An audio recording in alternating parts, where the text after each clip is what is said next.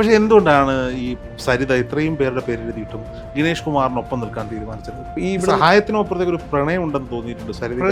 പ്രണയം ഉണ്ടായിരുന്നു, അതുകൊണ്ടായിരുന്നു എന്നോട് പറഞ്ഞിരുന്നു, പ്രണയം ഉണ്ടായിരുന്നു, ഫെനി ഞാൻ മാരേജ് ചെയ്യാനിരുന്ന എന്നുള്ള കാര്യവും പറഞ്ഞിരുന്നു. ഓ, സത്യത്തിൽ സരിതയ്ക്ക് എന്തായിരുന്നു ഉമ്മൻചാണ്ടിയുമായിട്ടോ അല്ലെങ്കിൽ ഓഫീസുമായിട്ടോ ഉണ്ടായിരുന്നത്? ഈ സരിത ഇതെല്ലാം ചെയ്ത് പി സി ജോർജിനോട് തുറന്നു പറഞ്ഞിട്ടുണ്ടോ? ചുമ്മാതാ, ഭയങ്കര അടുപ്പമാണല്ലോ, ചക്കര പെണ്ണെ എന്നുള്ള ഓഡിയോ ക്ലിപ്പൊക്കെ നമ്മൾ കേട്ടല്ലേ? ചുമ്മാതെ പി സി ജോർജിന്റെ അടുത്ത് പി സി ജോർജിന്റെ സംസാരിച്ചിട്ടുമ്പോഴൊക്കെ എന്നോട് പറഞ്ഞിട്ടാണ് പോയിട്ടുള്ളത്. ഞാൻ പി സി ജോർജ് പോയിക്കുന്ന പി സി ജോർജ് വലിയൊരു കോഴിയാണെന്ന് എന്നോട് പറയാറുണ്ടായിരുന്നു. പി സി ജോർജിനൊന്നും അറിയത്തില്ല. പി സി ജോർജ് ഇതിന്റെ മസാല വല്ലതും ഉണ്ടോ ചെറുക്കി എൻ്റെ വീട്ടിൽ വരെ വന്നിട്ടുണ്ട്, ഇവിടെ വരെ വന്നിട്ടുണ്ട്. എന്നിട്ട് കൂടുതൽ ക്ലിപ്പുകളുണ്ടോ? കൂടുതൽ ക്ലിപ്പുണ്ടോ? ഇനി പുള്ളിക്ക് തന്നു കഴിഞ്ഞാൽ പുള്ളി അതിന് വേണ്ടുന്ന കൈകാര്യം ചെയ്ത് എനിക്ക് എന്ത് വേണമെങ്കിലും തരാമെന്നുള്ളത്. ഞാൻ പറഞ്ഞു, സാറേ എനിക്ക് അതിലൊന്നും ഒരു ഇതില്ല സാറ് ഇത്. അപ്പോൾ അത് ഗണേഷ് കുമാറിനും ഉണ്ടാകാൻ പാടില്ലായിരുന്നു. ചില അതുപോലെ പിന്നെ ഒരു അടുപ്പമായിരുന്നു ഗണേഷ് കുമാർ സാറും ഉമ്മൻചാണ്ടി സാറിൻ്റെ വൈഫും. അതെല്ലാം അതുപോലെ അടുപ്പത്തിലായിരുന്നു. ഗണേഷ് കുമാർ സഹായിക്കുമെന്ന വിശ്വാസം? ഗണേഷ് കുമാർ സഹായിക്കും, ഗണേഷ് കുമാർ സഹായിച്ചുകൊണ്ടിരിക്കുവായിരുന്നല്ലോ. ക്രൂശിക്കപ്പെട്ട നിരപരാധികളായ കുറച്ച് പേരുടെ പേര് ഉണ്ടെന്ന് പറഞ്ഞു. ആ പേര് പറയാം, അപരാധികളുടെ പേര് പറയണ്ട, നിരപരാധികളുടെ പേര് പറയാം. ഉമ്മൻചാണ്ടി സാറാണല്ലോ. ഉമ്മൻചാണ്ടി സാർ ഉണ്ടായിരുന്നിടത്ത് നമ്മുടെ പി സി വിശ്വനാഥന്, പിന്നെ നമ്മുടെ ജോസ് കെ മാണി, ഇവരൊന്നും അതിനകത്ത് ഇൻവോൾവ് അല്ല. ഇതെല്ലാം അവസാനം ഇതെല്ലാം ചേർന്ന് രാഷ്ട്രീയ ലക്ഷ്യത്തോടല്ല പറയുന്നത്. ആണെങ്കിൽ ജോസ് കെ മാണിയുടെ പേര് ഇപ്പൊ പറയേണ്ട സാഹചര്യം ഇല്ലല്ലോ. പിണറായി വിജയന് വിജയം കയ്യിൽ പിള്ളയിൽ വെച്ച് നീട്ടിയത്, സ്വർണ്ണ തലകയിൽ വെച്ച് നീട്ടിയത് കെ പി ഗണേഷ് കുമാറാണ്. ഈ CPM ഇന്ന് പിന്നെ 10 വർഷം ഭരിക്കാൻ കാരണക്കാരൻ ഒരു കാരണം ഞാൻ തന്നെ.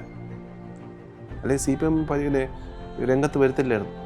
ഈ സോളാർ കേസ് പൊക്കിക്കൊണ്ട് ഞാൻ വന്നില്ലായിരുന്നെങ്കിൽ ഈ CPM-കാരെ ഭരിക്കുമായിരുന്നു 10 വർഷം. ഭരിക്കത്തില്ലായിരുന്നു. ഒരു തുടർഭരണം അന്നേ ഉണ്ടായേനെ. സത്യം പറഞ്ഞാൽ ഉമ്മൻചാണ്ടി സാറിന് പ്രാക്ടിക്കലി ഗണേഷ് കുമാറിനെ വലിയ ഇഷ്ടമായിരുന്നു. ഈ സരിത ഇതെല്ലാം ചെയ്ത് പി സി ജോർജിനോട് തുറന്നു പറഞ്ഞിട്ടുണ്ടോ? ചുമ്മാതാ, ഭയങ്കര അടുപ്പമാണല്ലോ, ചക്കര പെണ്ണെ എന്നുള്ള ഓഡിയോ ക്ലിപ്പൊക്കെ നമ്മൾ കേട്ടല്ലേ? ചുമ്മാതെ പി സി ജോർജിന്റെ അടുത്ത് പി സി ജോർജിന്റെ സംസാരിച്ചിട്ടുമ്പോഴൊക്കെ എന്നോട് പറഞ്ഞിട്ടാണ് പോയിട്ടുള്ളത്.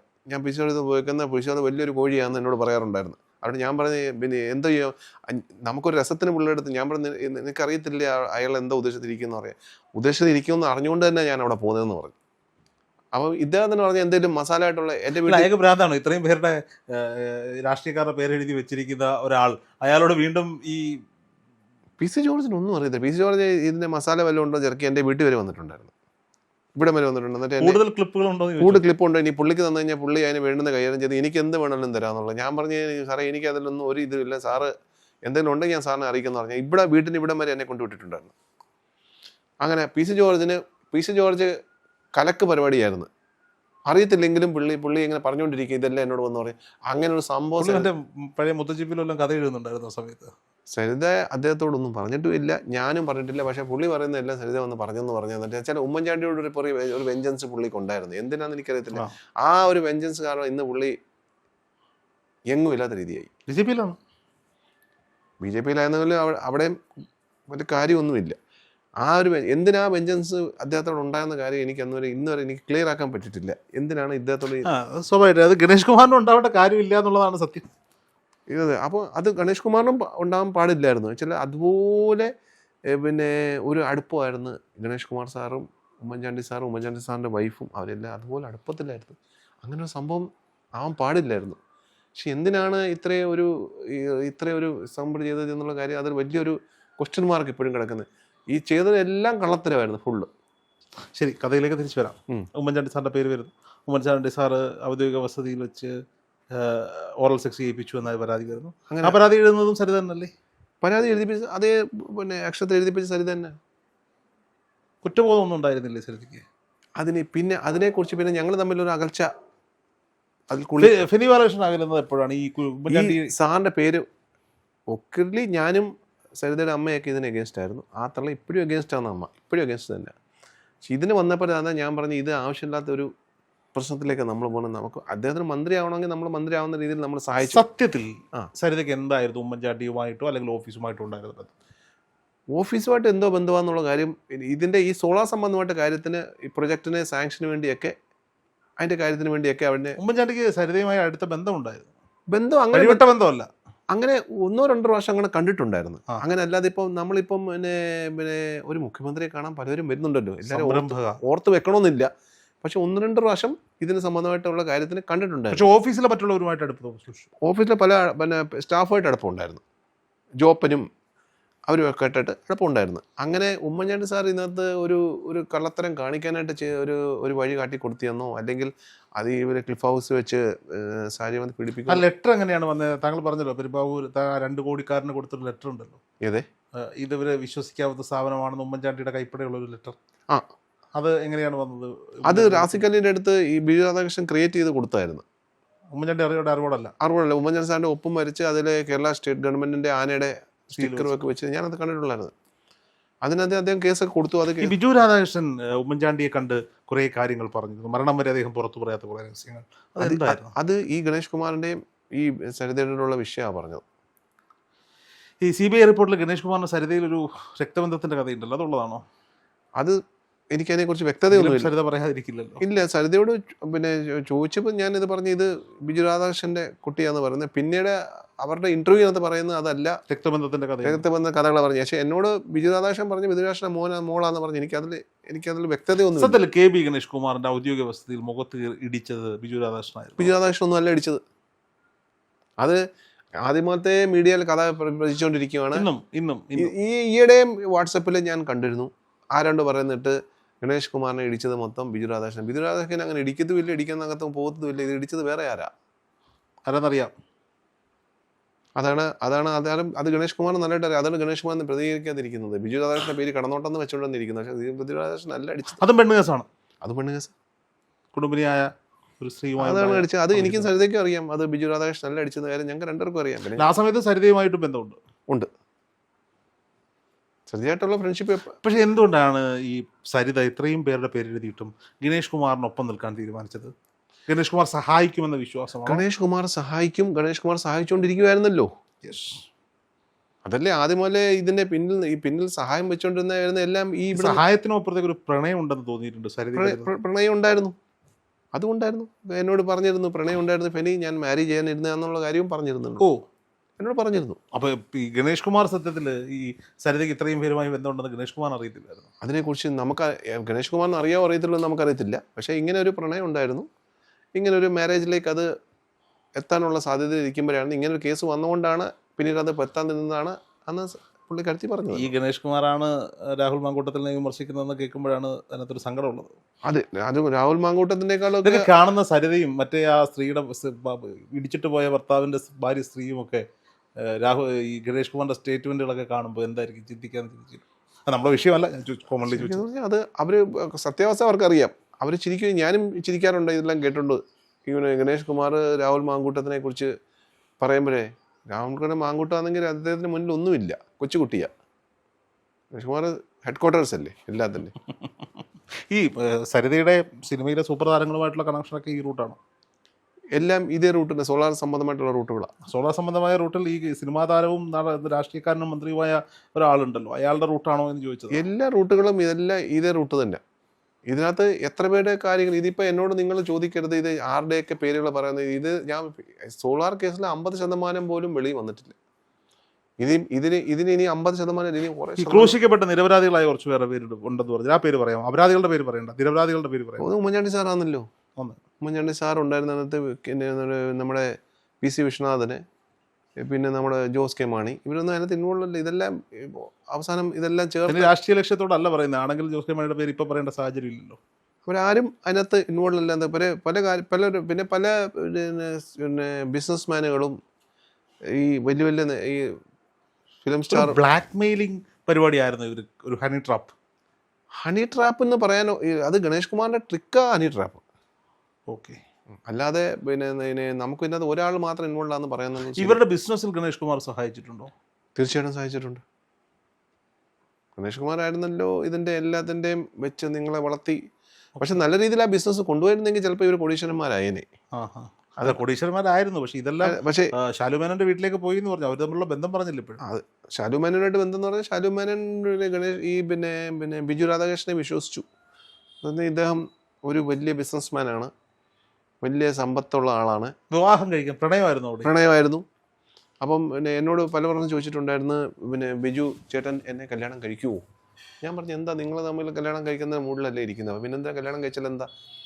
അപ്പോൾ ഞാൻ പറഞ്ഞു അല്ലെ എന്താ സംശയം ഉണ്ടോ എന്ന് ചോദിച്ചു. പറഞ്ഞ് അല്ലെ ഫെനിച്ചേട്ടൻ കാര്യങ്ങളെല്ലാം അറിയാം, പക്ഷെ ഫെനിച്ചേട്ടൻ എന്നോടൊന്നും പറയുന്നില്ലെന്ന് പറഞ്ഞു. അപ്പോൾ ഈ പ്രശ്നങ്ങളൊക്കെ അവിടെ നടക്കുന്നത് എനിക്കിവിടെ പറയാൻ പറ്റത്തില്ലായിരുന്നു. എനിക്ക് ചില ലിമിറ്റേഷൻസ് ഉണ്ടായിരുന്നു അതിനകത്ത്. ഞാൻ ചില പറഞ്ഞിരുന്നെങ്കിൽ ചിലപ്പോൾ ഷാലുമാനെ അത് കൂടുതൽ ഇൻവോൾവ് ആയതിൽ ചിലപ്പോൾ രക്ഷപ്പെട്ട് പോകുമായിരുന്നെന്ന് എനിക്ക് തോന്നുന്നു. ഈ പൈസ കാര്യങ്ങളൊക്കെ വാങ്ങിക്കത്തില്ലായിരുന്നൊക്കെ തോന്നുന്നു എനിക്ക്. പക്ഷേ അത് ഞാൻ ഷാലുവിനോട് പറഞ്ഞിട്ടില്ലായിരുന്നു. അവിടെ തിരുവനന്തപുരം ഓഫീസിൽ എന്തോ നടക്കുന്ന കാര്യമൊന്നും ഞാൻ പറഞ്ഞിട്ടില്ലായിരുന്നു. പിന്നെ ഇത് വഷളായപ്പോഴാണ് പുള്ളിക്കാരത്തേക്ക് എന്തോ മനസ്സിലാകാൻ തുടങ്ങിയത്. അവിടത്തേക്ക് ഒത്തിരി പൈസ വാങ്ങിച്ച് പുള്ളിക്കാരത്തിയുടെ ഇവിടുന്ന് പൈസ എല്ലാം പുള്ളിക്കാരത്തിൻ്റെ കൊണ്ട് കൊടുക്കുന്നതെല്ലാം ഇദ്ദേഹത്തിൻ്റെ ഇൻകമാന്ന് പറഞ്ഞുകൊണ്ടാണ് കൊണ്ട് കൊടുക്കുന്നത്. അവരത് യൂസ് ചെയ്ത് അവരുടെ ലെവലിൽ അവരെത്തി. പണം തിരികെ കൊടുക്കാൻ തയ്യാറായിട്ടില്ല. പണം ഇനിയും തിരിച്ചു കൊടുക്കുമെന്നോ അല്ലെന്ന് എനിക്കറിയത്തില്ല. ബിജു ഷാലുമേനോന്റെ വീട്ടിൽ കൊടുക്കുന്ന സുരേഷ് എം പി പോയിട്ട് ഒരു കരിക്ക് കുടിക്കുന്ന ചിത്രമുണ്ട്. ഉണ്ട്, ഇപ്പോഴും വൈറലായി. അവ എന്തെങ്കിലും ബന്ധമുണ്ടോ അവർ തമ്മിൽ? എനിക്ക് അതിട്ട് പിന്നെ ബന്ധമുള്ളതായിട്ട് ഷാലുമേനൻ്റെ ആയിട്ടുള്ള ബന്ധത്തിനെ കുറിച്ച് എനിക്ക് അറിയത്തില്ല. സരിതയുമായിട്ടുള്ള ബന്ധം? സരിതയായിട്ടൊന്നും ബന്ധമൊന്നുമില്ല. അങ്ങനെ കുടിയൊന്നും അങ്ങനെയൊന്നുമില്ല. ഷാലുമേനായിട്ട് എന്താണുള്ള കണക്ഷൻ? പാലുകാച്ചിന് പോയതാണ്. അതെ, പാലുകാച്ചിന് പോയതാണ്. തിരുവനന്തപുരം രാധാകൃഷ്ണനും കൂടെ ഉണ്ടായിരുന്നല്ലോ. ഇവരെല്ലാം പാലുകാച്ചിന് അങ്ങനെ പോയതായിരുന്നു. പക്ഷേ അവരുടെ എന്തിനും എന്താ കണക്ഷനുള്ള കാര്യം എനിക്ക് വ്യക്തതയൊന്നുമില്ല. പക്ഷേ ഷാലുമാനെ കൂടുതലായിട്ട് ഞാൻ ഇൻവോൾവ് ചെയ്ത് പോയിട്ടില്ല. പക്ഷേ ഇതാണ് ബിജു രാധാകൃഷ്ണനുമായിട്ട് നല്ല ഇൻവോൾവ്മെൻ്റ് ആയിട്ടുള്ള കാര്യം എനിക്കറിയാമായിരുന്നു. ആ മനുഷ്യൻ്റെ മരണം വരെ അദ്ദേഹത്തിൻ്റെ നെഞ്ച് നോവുന്നുണ്ടാകാം. മരണശേഷം കോടതി വിധി വരുന്നു ഉമ്മൻചാണ്ടി കുറ്റക്കാരനല്ല. അതെ, അത് ഞാൻ അന്നും പറഞ്ഞ സ്റ്റാൻഡിൽ തന്നെ ഇന്നും നിൽക്കുന്നത്. ഞാൻ പറഞ്ഞു അദ്ദേഹം കുറ്റക്കാരനല്ലെന്ന് ഞാൻ പറഞ്ഞതെന്ന് അതുപോലെ തന്നെ അത് പറയുകയും ചെയ്തു. കേരള രാഷ്ട്രീയത്തിൽ പ്രമുഖനായി നിൽക്കുന്ന ഒരാൾ, ഇന്ന് മന്ത്രിസഭയിൽ ഇരിക്കുന്ന ഒരാൾ, അയാൾക്കെതിരെ ആണ് താങ്കൾ പലപ്പോഴും തുറന്നു പറഞ്ഞിട്ടുള്ളത്. നേരത്തെ ഇപ്പോഴും തുറന്നു പറയുന്നത്. അപ്പോൾ ഭയമില്ലേ ഫെനി രാധാകൃഷ്ണൻ? ആർക്ക്? എനിക്കോ? സത്യം പറയുന്നത് എന്താ ഭയമാണ്? ഉള്ള കാര്യം അയാളിൽ നിന്ന് ഒരുപാട് പണം താങ്കൾ വാങ്ങിയിട്ടുണ്ട്. എടുത്ത ജോലിക്കുള്ള കൂലിയാണ് എങ്കിൽ പോലും. കൂലിയാണെങ്കിലും പിന്നെ ഫീസായിട്ട് അത് ഇവരുടെ ത്രൂ വന്ന് എൻ്റെ ജോലി ചെയ്യുന്നുള്ള ഫീസുകൾ അവർ തന്നിട്ടുണ്ട് എനിക്ക്. അത് വന്നത് ഈ സോഴ്സിൽ തന്നെയാണ് വന്നത്. പണമായിട്ടാണ് വന്നത്. സരിതയെ സാമ്പത്തികമായി സഹായിച്ചിട്ടുണ്ടോ പുറത്തിറങ്ങിയ ശേഷം? ആര്? ഗണേഷ് കുമാർ സഹായിച്ചിട്ടുണ്ടല്ലോ. ഇപ്പോഴും സഹായിക്കുന്നുണ്ട്. ഇപ്പോഴും സഹായിക്കുന്നുണ്ടോ എന്ന് എനിക്കറിയത്തില്ല. അദ്ദേഹമാണ് ഇതിൻ്റെ കാര്യങ്ങളെല്ലാം ചെയ്തുകൊണ്ടിരിക്കുന്നത്. കേസുകൾ നടത്തുന്നതെല്ലാം എല്ലാ കാര്യങ്ങളും. ഇതാണ് എൻ്റെ കാര്യങ്ങൾ. ഇപ്പോൾ സരിതയുടെ ഒരു സ്റ്റാൻഡ് എന്താ ഈ കേസിൽ? അതായത് ഉമ്മൻചാണ്ടിയുടെ പേര് പറഞ്ഞതിൽ അവർക്ക് കുറ്റബോധമുണ്ടോ? കുറ്റബോധം ഉണ്ടോ എന്ന് ചോദിച്ചു കഴിഞ്ഞാൽ കാര്യങ്ങളെല്ലാം പറഞ്ഞു. അപ്പം അവർ ആ സ്റ്റാൻഡിൽ തന്നെ എപ്പോഴും നിൽക്കുന്നു. ചെയ്തു എന്ന് സ്റ്റാൻഡ് എനിക്കിപ്പോൾ ഞാനൊരു സ്റ്റാൻഡ് ഇപ്പം ഒരു റോങ് ഓർ റൈറ്റ് ഒരു സ്റ്റാൻഡ് പിടിച്ചു കഴിഞ്ഞാൽ പിന്നെ ഞാൻ ആ സ്റ്റാൻഡിൽ തന്നെ നിൽക്കുന്നതല്ലേ നല്ലത്. പിന്നെ അവിടെ നിന്ന് മാറിക്കഴിഞ്ഞാൽ പിന്നെ നമുക്കൊരു അത് ഇല്ലെന്ന് പറഞ്ഞ് പിന്നെ ഉണ്ടെന്ന് പറയുന്നത് അങ്ങനെ പറഞ്ഞാൽ ആ സ്റ്റാൻഡിൽ തന്നെ എപ്പോഴും നിൽക്കുന്നു. എനിക്കതിലത് ഞാൻ അതിലൊന്നും ചോദിക്കാനും പോലും. ഈ 18 പേജുകളായിരുന്നില്ലേ കത്ത് പുറത്തു വന്നത്? അല്ല, 21 പേജായിരുന്നു. പിന്നീട് എത്രയായി? 24 പേജായി ഇവന്. 25 പേജോടായി ഇവന്. 4 പേജ് കൂടെ ആഡ് ചെയ്ത്. എനിക്ക് ഇപ്പോഴും അതിൻ്റെ ലോജിക്ക് മനസ്സിലാവുന്നില്ല. ഇവരുടെ വീട്ടിലേക്ക് സരിത പോയി എഴുതുന്നു. ആ കത്ത് പിന്നീട് ശരണ്യ മനോജ് നിങ്ങളുടെ അടുത്ത് വാഹനത്തിലെത്തിക്കും. അത് എന്തിനായിരുന്നു എന്ന് എനിക്ക് ഇപ്പോഴും മനസ്സിലായിട്ടില്ല. നിങ്ങളുടെ ഒരു വായിച്ച് നോക്കാനാണ് പറഞ്ഞത്. വായിച്ച് നോക്കിയിട്ട് അതിൻ്റെ കാര്യത്തിൽ തീരുമാനം എടുക്കാനാണ് പറഞ്ഞത്. വായിച്ച് നോക്കിയപ്പോഴാണ് വീട്ടിൽ ചെന്ന് വായിച്ച് നോക്കിയപ്പോഴാണ് ഇത് എക്സ്ട്രാ വന്നിരിക്കുന്നത് കുറേ പേജസ്. അപ്പോൾ കുറേ പേരുടെ പേര് അതിനകത്ത് കിടക്കുന്നു. സിനിമാ നടന്മാരുടെ ഉൾപ്പെടെ പേര് കിടക്കുന്നു. അതല്ലേ ഗണേഷ് കുമാറിന് തന്നെ ഇഷ്ടമില്ലാത്ത സിനിമാ നടന്മാരും ഉണ്ടായിരുന്നു. അവരുടെ പേരും അതിനകത്തുണ്ടായിരുന്നു. ആ സൂപ്പർ താരത്തിൻ്റെ പേരുണ്ടായിരുന്നു. സൂപ്പർ താരത്തിൻ്റെയൊക്കെ പേരുണ്ട്. അതൊന്നും എന്നെ കൊണ്ടൊന്നും പറയിപ്പിക്കണ്ട. അതെല്ലാം അത് ഗണേഷ് കുമാർ ഇഷ്ടമില്ലാത്ത ആളല്ലല്ലോ. ഏത് ഗണേഷ് കുമാറിനെ പല ഇഷ്ടമില്ലാത്ത സൂപ്പർ താരങ്ങളും ഉണ്ട്. കുറേ പേരുണ്ട്. അത് അവരല്ലേ വിശ്വസിക്കുന്നു ഗണേഷ് കുമാറിന് അറിയാം ഇഷ്ടമുണ്ടോ ഇല്ലെന്ന്. അത് മനസ്സിലില്ല. അവർക്കറിയത്തില്ലല്ലോ. കൂടെ നിൽക്കുന്നവനെ ചതിക്കുന്നുള്ള കാര്യം അറിയത്തില്ലല്ലോ. ആ കത്ത് പിന്നീട് പുറത്തു വന്നില്ലല്ലോ. അത് ആ പേരുകളൊന്നും പുറത്ത് വന്നിട്ടേ ഇല്ല. ആ പേരുകളൊക്കെ എൻ്റെ തന്നെ ഇവർക്കും അറിയാം. സരിതയ്ക്ക് ആ പേരുകളൊന്നും അത് പറയുന്നതും ശരിയല്ല. ഒരു വാസതയില്ലാത്ത ആളുകൾ ചുമ്മാതിരിക്കുന്നവരുടെയൊക്കെ പേര് പറഞ്ഞ് എന്തെങ്കിലും അവിടെ കുടുംബജീവിതം നശിപ്പിക്കേണ്ട കാര്യം എനിക്കില്ല. അതുകൊണ്ട് ഞാനത് അവിടെ സ്റ്റോപ്പ് ചെയ്തു.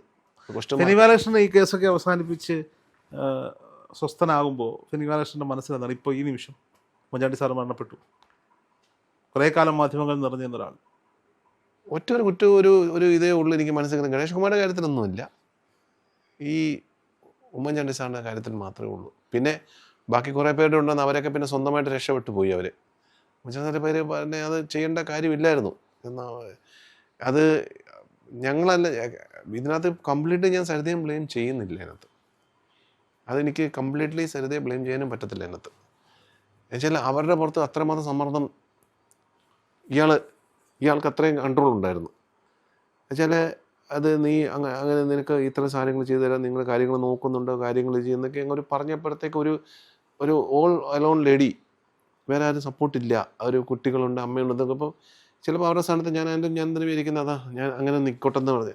അല്ലെങ്കിൽ ഉള്ളിൽ ഞങ്ങൾക്ക് രണ്ടുപേർക്കും അതിലൊരു യാതൊരു യോജിപ്പും സത്യത്തിൽ ആദ്യം മുതലേ ഇല്ലായിരുന്നു.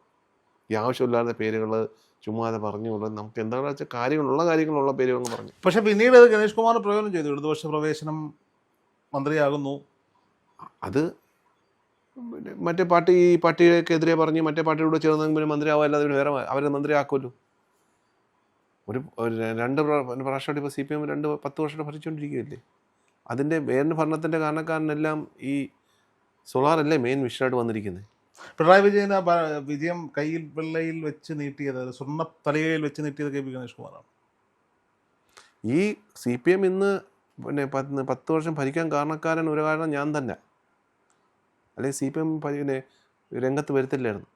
ഈ സോളാർ കേസ് പൊക്കിക്കൊണ്ട് ഞാൻ വന്നില്ലായിരുന്നെങ്കിൽ ഈ CPM ഭരിക്കുമായിരുന്നു 10 വർഷം. ഭരിക്കത്തില്ലായിരുന്നു. ഒരു തുടർഭരണം അന്നേ ഉണ്ടായേനെ.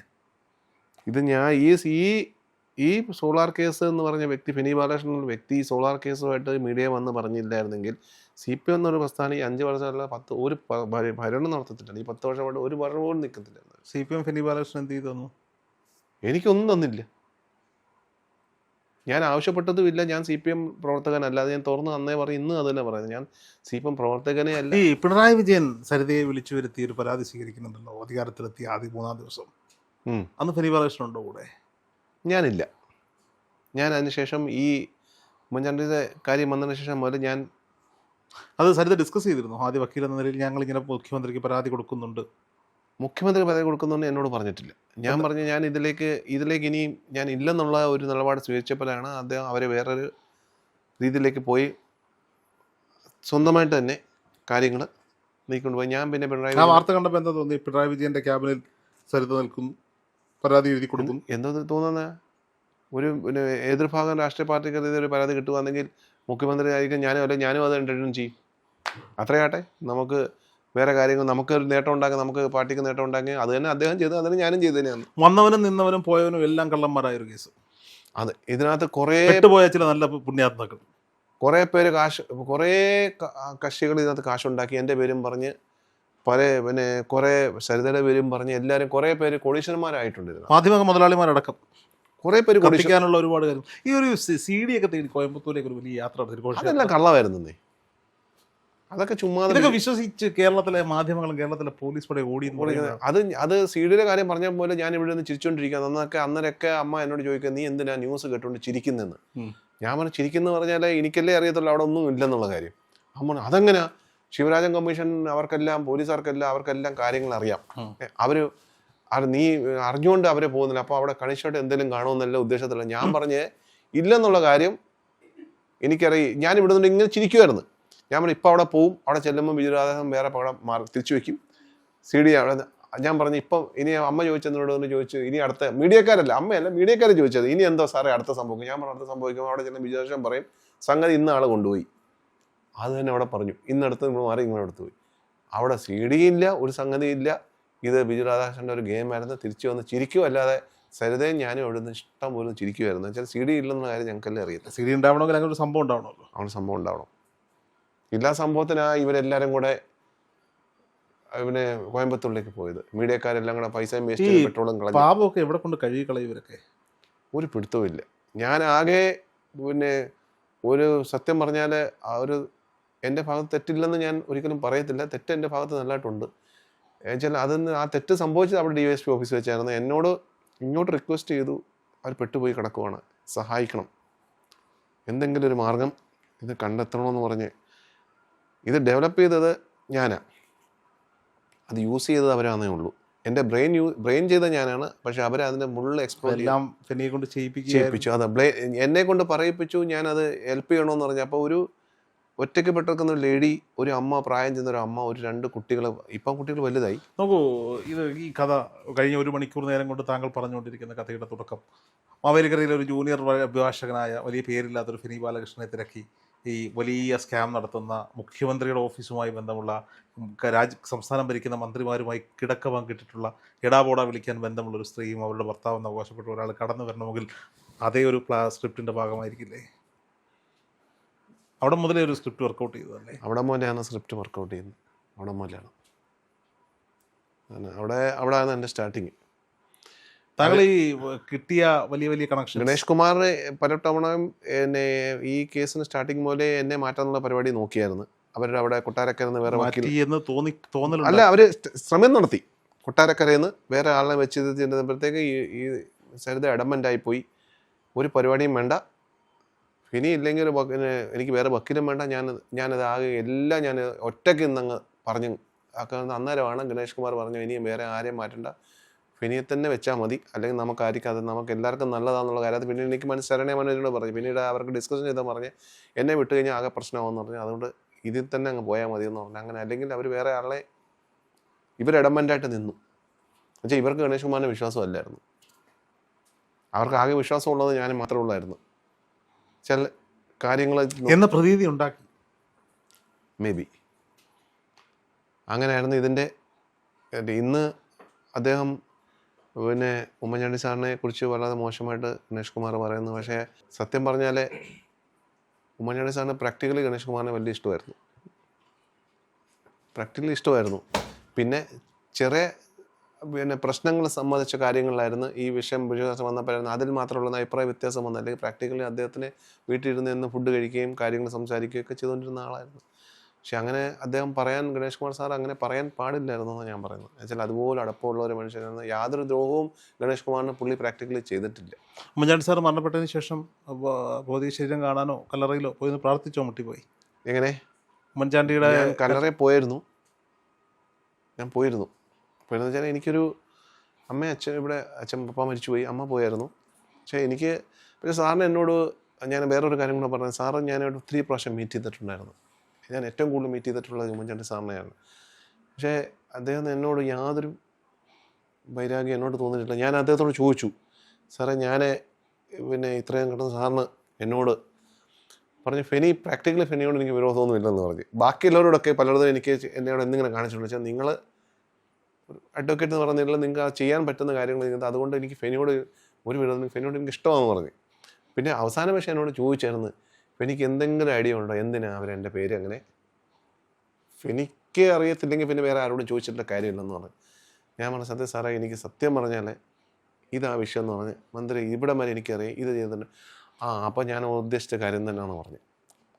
ഞാനും ഏകദേശം അത് തന്നെ ഞാൻ ഉദ്ദേശിച്ചത്. അപ്പോൾ ഫെനിയുടെ വായിൽ നിന്ന് എന്താ കേൾക്കണമെന്ന് അങ്ങനെ ഉദ്ദേശിച്ചത്. അപ്പോൾ ഞാൻ പറഞ്ഞു, സാറേ CBI ഇങ്ങനെ ഞാൻ എൻ്റെ സ്റ്റേറ്റ്മെൻറ്റ് എടുക്കാൻ പോകാമെന്ന് പറഞ്ഞു. അപ്പോൾ പിന്നെ എന്താ ഫെനി എന്താ ചോദിച്ചതെന്ന് ഞാൻ പറഞ്ഞു, സാറേ ഇതന്നെ ചോദിക്കാനുള്ള കാര്യം സത്യസന്ധമായിട്ട് പറഞ്ഞു കൊടുത്തെന്ന് പറഞ്ഞു.